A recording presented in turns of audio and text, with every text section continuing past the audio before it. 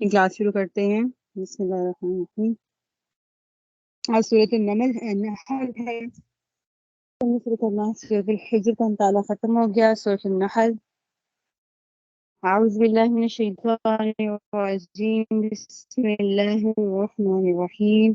اتی امر اللہ فلا تستعجلوه سبحانہ وتعالی عما یشرکون۔ اچھا، اس آیت کا پہلے اس سورت کا تعارف دیکھ لیجئے۔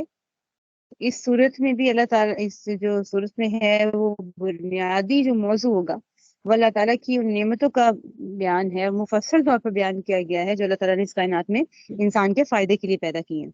اسی لیے اس صورت کا دوسرا نام سورۃ النعم، نعمتوں کی صورت بھی کہا جاتا ہے۔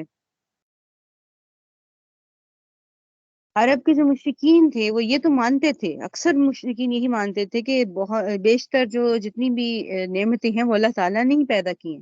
اس کے باوجود وہ یہ عقیدہ رکھتے تھے کہ اللہ تعالیٰ کی خدائی میں وہ بت شریک ہیں، ٹھیک ہے، اور اللہ نے ان کو یہ والے عہدے دے دیے کہ یہ والی نعمت یہ بانٹے گا اور یہ والی نعمت یہ بانٹے گا، تو وہ یہ عقیدہ رکھتے تھے اور اسی وجہ سے ان کی عبادت کرتے تھے۔ تو اس صورت میں اللہ تعالیٰ نے، یعنی اور بھی صورتوں میں اللہ کی نعمتوں کا ذکر ہے، تو اس پہ اللہ تعالیٰ نے اپنی نعمتوں کا ذکر فرما کر توحید پر ایمان لانے کی دعوت دی ہے، اور اس صورت میں ان کے ان اعتراضات کا بھی جواب دیا گیا ہے، اور اللہ تعالیٰ کے جو ایمان نہ لانے کی صورت میں اللہ تعالیٰ نے اپنے عذاب سے بھی اس میں ڈرایا ہے۔ اور یہ صورت جب یہ نازل ہوئی تھی اس وقت مسلمان جو تھے وہ کافروں کے ظلم و ستم سے تنگ آ کر حبشہ کی طرف ہجرت کرنے پر مجبور ہو گئے تھے، یعنی سب سے پہلے ہجرت اول کیا تھی؟ حبشہ کی طرف ہجرت کی تھی۔ تو اس میں آیت نمبر 41 اور 42 میں پھر ان کو یہاں پہ تسلی دی جا رہی ہے کہ ان کے مصائب کا زمانہ ختم ہو گیا اور انہیں دنیا میں بھی اچھا ٹھکانہ ملے گا اور آخرت میں بھی ان کو بڑا اجر و ثواب ملے گا، لیکن وہ صبر سے کام لیں اور اللہ تعالیٰ پر بھروسہ رکھیں۔ پھر آخری اس صورت کے حصے میں اسلامی شریعت کے کچھ احکامات بیان کیے جا رہے ہیں، ٹھیک ہے، اور کہ ایک مسلمان کا عمل جو ہے وہ اس حساب سے ہونا چاہیے، اس طریقے پر ہونا چاہیے۔ پھر نحل کا معنی شہد کی مکھی ہے، اسی مناسبت سے سورت کا نام شہد کی مکھی ہے، اور اس کا بھی ذکر اللہ تعالیٰ نے سورت میں دیا اور اس کا حوالہ دیا کہ وہ کس طرح اللہ کے حکم سے پہاڑوں میں، جنگلوں میں اپنے چھتے بناتی ہوئے شہد پیدا کرتی ہے، ٹھیک ہے، اس وجہ سے اس کا نام سورت کا نام نحل ہے۔ کیا فرما رہے اللہ تعالیٰ؟ اللہ کا حکم آن پہنچا ہے، لہٰذا اس کے لیے جلدی نہ مچاؤ، جو شرک یہ لوگ کر رہے ہیں وہ اس سے پاک اور بہت بالا برتر ہے، ٹھیک ہے۔ اتا امر اللہ، یہ کیا، یہ عربی جو زبان کے اعتبار سے یہ زور آور فقرہ ہے، ٹھیک ہے، یعنی جسے آئندہ آنے والے کسی واقعے کو ماضی کے سیغے سے جب تعبیر کیا جاتا ہے تو اس میں ایک شدت پائی جاتی ہے، اور اس میں کیا کہتے ہیں، اس میں زور دیا جا رہا ہوتا ہے کسی۔ اللہ کا حکم آن پہنچا ہے لہٰذا اس کے لیے جلدی نہ مچاؤ۔ اب یہاں پر کفار جو تھے ایک لحاظ سے اللہ تعالیٰ کے نے اس میں جو ذکر کیا اس میں شدید وعید اور ہیبت ناک عنوان سے شروع کیا۔ کیوں؟ کیونکہ مشرکین کا کیا کہنا تھا کہ محمد صلی اللہ علیہ وسلم ہمیں قیامت سے اور ان کے عذاب سے ڈراتے ہیں، اور یہ بتلاتے ہیں کہ اللہ تعالیٰ نے ان کو غالب کرنے اور مخالفوں کو سزا دینے کا وعدہ کیا ہے، لیکن ہمیں تو کچھ ہوتا نظر نہیں آ رہا، ٹھیک ہے۔ تو اس کے جواب میں اللہ تعالیٰ نے کیا فرمایا؟ آ پہنچا حکم اللہ کا، تم جلد بازی نہ کرو۔ حکم اللہ سے کیا مراد ہے؟ یعنی وعدہ ہے جو اللہ نے اپنے رسول سے کیا ہے کہ ان کے دشمنوں کو اللہ تعالیٰ مغلوب کر دیں گے اور مسلمانوں کو بالآخر فتح و نصرت حاصل ہوگی، ٹھیک ہے۔ تو اس نے اس آیت میں اللہ تعالیٰ نے ہیبت ناک لہجے میں کیا ارشاد فرمایا کہ اللہ کا حکم آ پہنچا، یعنی کہ پہنچنے ہی والا ہے اور تم اس میں جلدی کیوں مچا رہے ہو۔ اور پھر دوسرے بعض حضرات فرماتے ہیں کہ یہاں پر اتا امر اللہ سے مراد کیا ہے؟ قیامت ہے، کہ اس کے آ پہنچنے کا مطلب پھر کیا ہوگا کہ اس کا وقوع قریب ہے، یہ بہت قریب ہے۔ اگر پوری دنیا کی عمر کے حساب سے دیکھا جائے تو پھر قیامت کا قریب اور پہنچنا بھی کچھ دور نہیں ہے، کیونکہ آپ دیکھ لیجئے دن اور سال اور مہینے کس طریقے سے چھوٹے سے چھوٹے ہوتے جا رہے ہیں، کہ یعنی 2022 آپ بھولا رہ گیا، 2023 آ گیا، تو دن اور مہینے اور یہ لپیٹے جا رہے ہیں اور کم سے کم ہو رہے ہیں، اور اسی لیے پھر قیامت کا وقت قریب آ رہا ہے۔ اس کے بعد اللہ تعالیٰ نے کیا فرمایا کہ اللہ شرک سے پاک ہے۔ اس سے مراد کیا ہے کہ جو اللہ تعالیٰ، جو لوگ اللہ تعالیٰ کے وعدے کو غلط کہہ رہے ہیں، یہ کفر و شرک ہے، اور اللہ تعالیٰ اس سے پاک ہے۔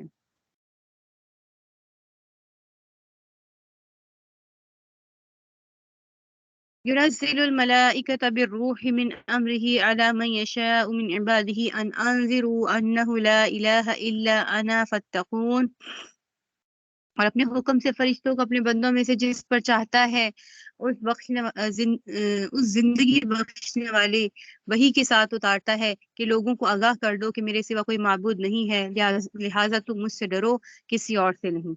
اب یہاں پر انبیاء کرام جو تشریف لائے، ان کے بارے میں اللہ تعالیٰ نے یہاں پہ پہلے وعید توحید کے بارے میں دی، اور اللہ نے توحید کی طرف بلایا۔ پھر کیا فرمایا؟ حضرت آدم علیہ السلام سے لے کر خاتم النبیہ تک، 1 منٹ ٹھہریے گا۔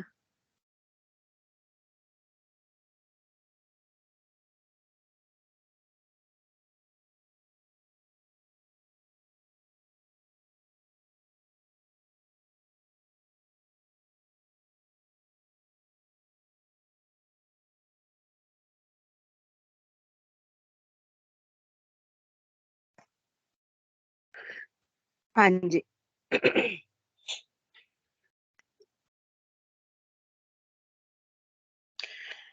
تو اس میں توحید کا اس بات ہے کہ حضرت آدم علیہ السلام سے لے کے خاتم الانبیاء صلی اللہ علیہ وسلم تک دنیا کے مختلف خطوں میں اور مختلف زمانوں میں جو بھی رسول آئے ہیں، تو اسی سے پھر عقیدہ توحید انہوں نے پیش کیا ہے۔ ٹھیک ہے، کم از کم 1,20,000 علماء کے نزدیک، مفسرین کے نزدیک، کے مختلف خطوں میں، مختلف اوقات میں، مختلف ملکوں میں انبیاء کرام کو اللہ تعالیٰ نے بھیجا۔ اور یہاں پر اللہ نے کیا فرمایا؟ پھر یہاں پہ روح من امرہ، یہاں پہ روح سے مراد کیا ہے؟ حضرت ابن عباس رضی اللہ عنہ فرماتے ہیں روح سے مراد وحی ہے، اور بعض مفسرین کیا فرماتے ہیں کہ ہدایت ہے۔ ٹھیک ہے، تو اس آیت میں کیا فرمایا کہ توحید کا جو نقلی ثبوت پیش کرنے کے بعد اللہ تعالیٰ نے اگلی آیتوں میں عقلی طور سے اللہ تعالیٰ نے بتا دیا کہ عقلی طور سے بھی تم دیکھو کہ اللہ تعالیٰ نے جو نعمتیں پیدا کی ہیں، اس میں بھی ثبوت ہے کہ اللہ تعالیٰ ہی کی ذات واحد ہے، اور اسی نے ہی پیدا کیا ہے۔ ٹھیک ہے، جن کو تم شریک بناتے ہو وہ اس طریقے سے زمین اور آسمان کو اور جو اس میں چیزیں موجود ہیں اس کو پیدا نہیں کر سکتے۔ خلق السماوات والارض بالحق تعالی عما یشرکون، اس نے آسمان اور زمین کو برحق مقصد سے پیدا کیا ہے، جو شرک یہ لوگ کرتے ہیں وہ اس سے بہت بالا و برتر ہے۔ خلق الانسان من نطفۃ فاذا هو خصیم مبین، اس سے انسان کو نطفے سے پیدا کیا، پھر دیکھتے ہی دیکھتے وہ کھلم کھلا جھگڑے پر آمادہ ہو گیا۔ والانعام خلقها لكم فيها دفء ومنافع ومنها تأكلون، اور چوپائے اسی نے پیدا کیے جن میں تمہارے لیے سردی سے بچاؤ کا سامان ہے، اور اس کے علاوہ بہت سے فائدے ہیں، اور انہی میں سے تم کھاتے بھی ہو۔ وَلَكُمْ فِيهَا جَمَالٌ حِينَ تُرِيحُونَ وَحِينَ تَسْرَحُونَ، اور جب تم انہیں شام کے وقت گھر واپس لاتے ہو اور جب انہیں صبح کو چرانے لے جاتے ہو تو ان میں تمہارے لیے ایک خوشنما ہے۔ وَتَحْمِلُ أَثْقَالَكُمْ إِلَى بَلَدٍ لَمْ تَكُونُوا بَالِغِيهِ إِلَّا بِشِقِّ الْأَنفُسِ إِنَّ رَبَّكُمْ لَرَءُوفٌ رَحِيمٌ، اور یہ تمہارے بوجھ لاد کر ایسے شہر تک لے جاتے ہیں جہاں تم جان جوکھوں میں ڈالے بغیر نہیں پہنچ سکتے تھے۔ حقیقت یہ ہے کہ تمہارا پروردگار بہت شفیق، بڑا مہربان ہے۔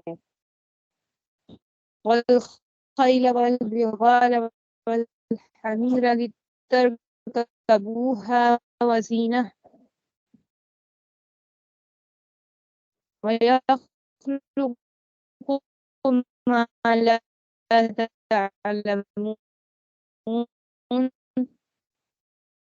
اور گھوڑے خچر اور گدھے اسی نے پیدا کی ہیں تاکہ تم اس پر سواری کرو اور وہ زینت کا سامان بنے، اور وہ بہت سی ایسی چیزیں پیدا کرتا ہے جس کا تمہیں علم بھی نہیں ہے۔ وعلى الله قصد السبيل ومنها جائر ولو شاء لهداكم أجمعين، اور سیدھا راستہ دکھانے کی ذمہ داری اللہ نے دی ہے، اور بہت سے راستے ٹیڑھے ہیں، اور اگر وہ چاہتا ہے تو تم سب کے راستے پہ جاؤ۔ ٹھیک ہے، یہ تو ترجمہ ہو گیا، آپ سنیے ان آیات کی تفسیر۔ اللہ تعالیٰ کیا فرماتے ہیں کہ زمین و آسمان کو اللہ تعالیٰ نے ٹھیک ٹھیک پیدا کیا ہے، اور اللہ تعالیٰ اس سے برتر ہے جو جس کو وہ شریک ٹھہراتے اللہ کے۔ خلق الانسان فاذا هو خصیم مبین، خصیم خصومت سے ہے یعنی جھگڑالو، اللہ تعالیٰ کا انسان جھگڑالو ہے۔ مل انعام نعم سے ہے، چوپایوں کو کہتے ہیں۔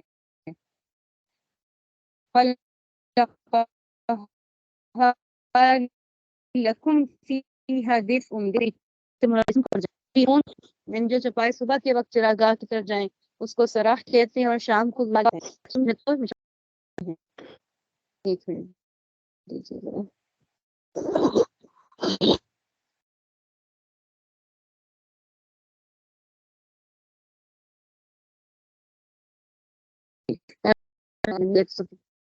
ہوا قاسم مبین، یعنی انسان کو ضعیف خلقت بنایا، پھر اس کو طاقت دی اور قوت گویائی عطا کی، اور وہ اللہ ہی کی صفات میں جھگڑا کرنے لگا کہ پوچھتا ہے کہ خدا کون ہے، خدا ایک نہیں ہے، خدا زیادہ ہے، نعوذ باللہ من ذالک۔ انسان کے بعد اللہ نے ان اشیاء کی تخلیق کا ذکر بنائی، ٹھیک ہے، اور قرآن کے سب سے پہلے مخاطب آپ جانتے ہیں وہ اہل العرب تھے، اور پالتو جانوروں پر تھا، اونٹوں پر تھا، گائے وغیرہ پر، تو اسی لیے کیا فرما دیا الانعام تقہا، کہ ان کہ اسی دو فائدے اللہ نے ذکر فرمایا یہاں پہ۔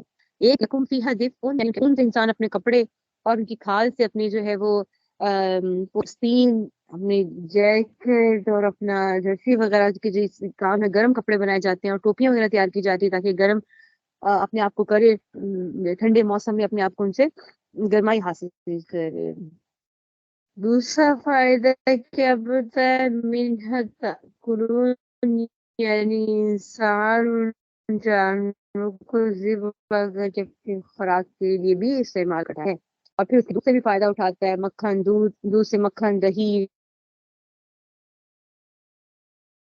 گھی اور دوسری اشیاء اس میں داخل کے استعمال کرتا ہے۔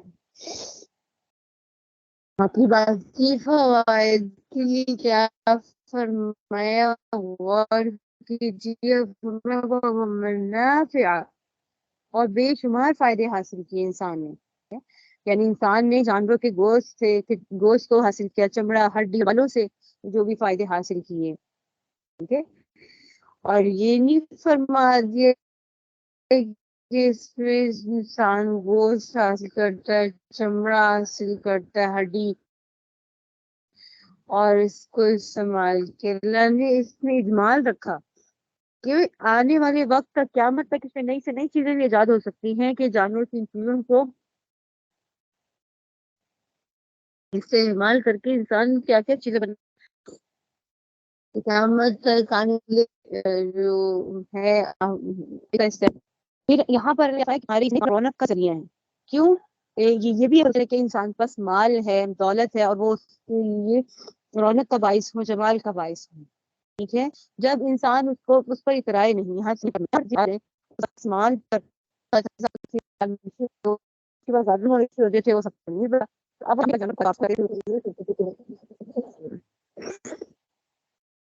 ٹھیک، ایک کہ شان و شوکت کو ظاہر کرنا، ظاہر کرنا ایک ہوتا ہے ظاہر ہونا، آپ اپنی خوشی کو ظاہر کر سکتے ہیں.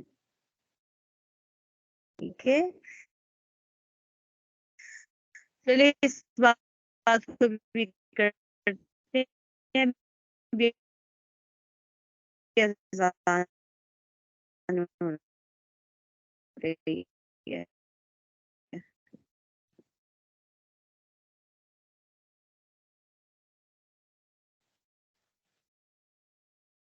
2 منٹ دیجیے.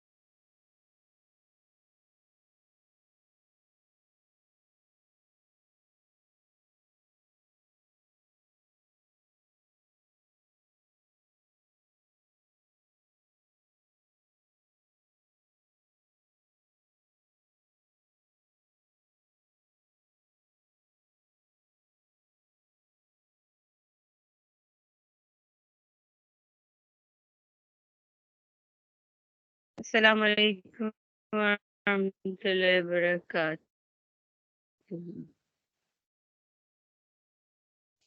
ٹھیک ہے, یہاں پر اب کیا ہے ذکر کیا گیا وہ منافع سے مختلف دوسری چیزیں بھی, اور پھر میں نے بتایا کہ یہ جمال کیا ہوگا. زینت اور جمال کا جو ذکر ہے, ایک ہوتا ہے تفاق اور وہ حرام ہے. تو جمال اور کسی کے اس میں دل کی خوشی ہے, اللہ کی نعمت کا ذکر کریں, اور ایک نعمت کا شکر ادا کریں تو وہ جائز اس لیے ہونا چاہیے کہ دل میں اس کو اپنے تو یہ جائز ہے, اس میں تکبر کا معنی نہیں آئے گا. پھر اللہ تعالیٰ نے اب دیکھیں یہاں پھر آگے دیکھیے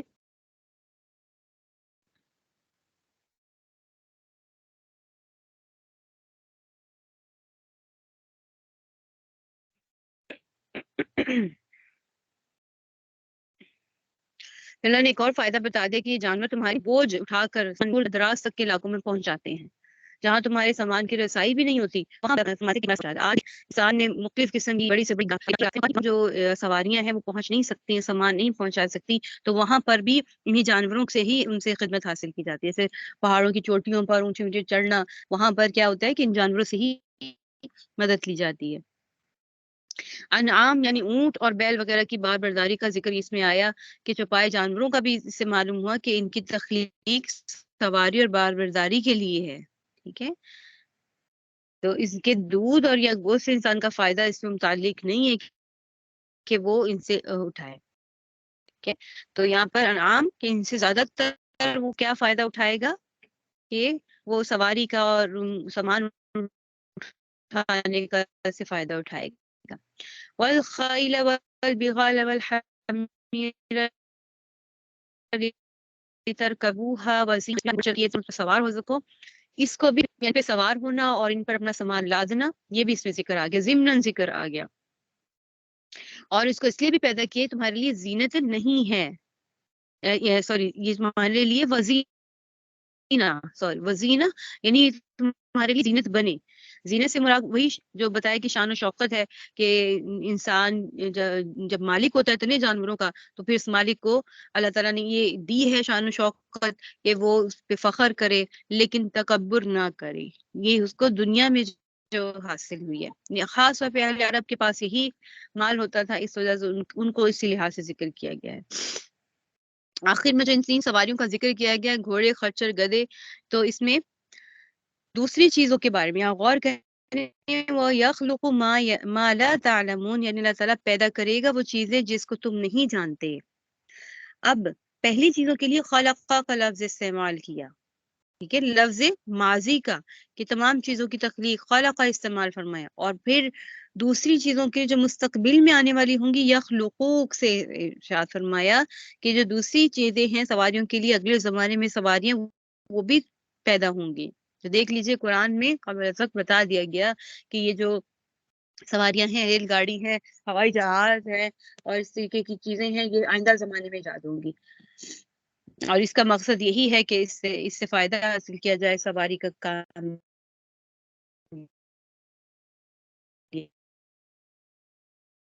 کیا جائے. اب دیکھیں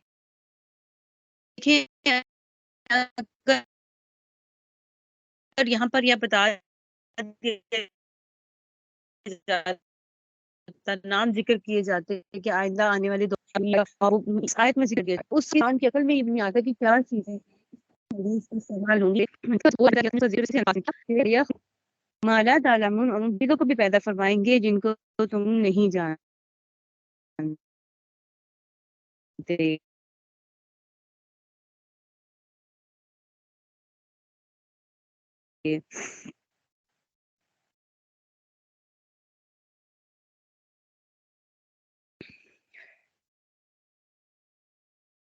ٹھیک ہے، تو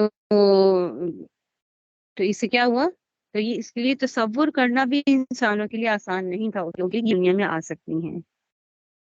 اسی لیے حضرت مولانا یوسف محمد یاسین صاحب نے وہ فرماتے ہیں رحمہ اللہ کہ مولانا یعقوب صاحب نانوتوی رحمۃ اللہ کریم میں ریل کا ذکر ہے. پھر اسی آیت سے انہوں نے استدلال لیا کہ اس وقت تک موٹریں عام نہیں ہوئی تھی، یعنی ان کے زمانے میں بھی عام نہیں ہوئی تھی یہ گاڑیاں وغیرہ اور ہوائی جہاز آ گئے تھے.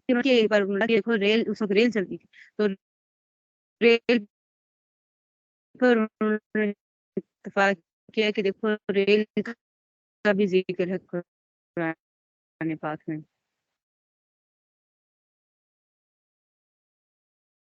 پھر اللہ تعالیٰ نے انعام یعنی اونٹ، گائے، بکری کا ذکر فرمایا اور ان کے فائدے میں کیا فرمایا کہ ان کا گوشت کھانا بھی گوشت بھی تم ان کا کھاتے ہو. پھر ان سے الگ ہو کے اللہ نے کیا فرمایا، والخیل والبغال والحمیر، ان کے فوائد میں اللہ تعالیٰ کب جان کھاتے ہو اور ٹھیک ہے. اور میں کہانیاں تھیں اس کے اندر، ان کو پھر الٹوا دیا کہ آج کے بعد یہ گوشت، گدے کا گوشت نہیں کھایا جائے گا. لیکن گھوڑے کے معاملے میں 2 احادیث ہیں کہ وہ معارض ہیں، کہ ایک کا مفہوم ہے کہ بھی گھوڑا کے گوشت حلال ہے لیکن اس کو حرمت کی وجہ سے اس کی کہ وہ استعمال ہوتا ہے جہاد میں، اور اگر ہم اس کو ذبح کر کے کھانے لگ جائیں گے تو پھر جہاد میں وہ کم پڑ جائیں گے، اس وجہ سے منع فرمایا. اور ویسے حلال ہے ایک قول کے مطابق، اور ایک قول کے مطابق جو ہے وہ فقہ میں کہ وہ نہیں حرام. تو اس میں 2 قول آگے. تو امام ابو حنیفہ رحمہ اللہ کے نزدیک مکروہ قرار دیتے ہیں کہ اس کا گھوڑے کے گوشت کو گدے اور خچر کی طرح حرام قرار نہیں دیتے، وہ گھوڑے کے گوشت کو مکروہ قرار دیتے ہیں. ٹھیک ہے. وعلى الله قصد السبيل ومنها جائر ولو شاء لهداكم اجمعین. اللہ فرماتے ہیں کہ دین، سیدھا راستہ دین کا جو ثابت ہوتا ہے وہ خالص اللہ تعالیٰ تک پہنچتا ہے، اور بعض رستے جو کہ دین کے خلاف ہیں وہ ٹیڑھے بھی ہیں کہ ان سے اللہ تک رسائی ممکن نہیں ہے. تو جو سیدھے راستے پر چلتے ہیں ٹھیک ہے، بعض لوگ جو سیدھے راستے پر چلتے ہیں اور بعض جو ہے وہ ٹیڑھے پر، اور اگر اللہ چاہتا تو سب کو ایک ہی منزل تک، اس سیدھے راستے تک پہنچا دیتا، اور جو لیکن اللہ اسی کو پہنچاتے ہیں جو صراط مستقیم کا طالب ہو. کہ اس لیے پھر ایک جگہ فرمایا والذین جاہدوا فینا لنہدینہم سبلنا، کہ جو ہمارے رستے میں جاہدو یعنی کوشش کرتا ہے، محنت کرتا ہے، نہدینہم تو ضرور بضرور ہم اس کی ہدایت کر دیتے ہیں سبلنا اپنے راستے کی طرف. ٹھیک ہے، اللہ تعالیٰ اگر چاہیں تو سب کو اپنے اس راستے کی طرف مجبور کر کے ڈال دیں. ٹھیک ہے، اللہ تعالیٰ کے اختیار میں ہے نا کہ سب کو سیدھے راستے پر اور اپنے راستے پر ڈال دیتے، لیکن حکمت کا اور مصلحت کا تقاضا کیا ہے کہ جبر نہ کیا جائے، دونوں راستے سامنے کریں، چلنے والا جس راستے پر چلنا چاہے چلے، صراط مستقیم اللہ تعالیٰ اور جنت تک پہنچا دے گا، اور ٹیڑھے راستے جو ہے وہ جہنم پر پہنچائیں گے. تو اللہ تعالیٰ نے انسان کو اختیار دے دیا ہے کہ جس کو چاہے وہ انتخاب کر لے. فَأَلْهَمَهَا فُجُورَهَا وَتَقْوَاهَا، اللہ نے دونوں چیزیں نیکی کا اور فجور کا انسان کے اندر رکھ دیا ہے. اب اس کی ذمہ داری ہے کہ وہ جنت تک جانے کے راستے کو اپناتا ہے یا دوزخ کے راستے پر چلتا ہے. ٹھیک ہے، چلیے جی، آج کا ہمارا سبق یہیں تک ہی ہے.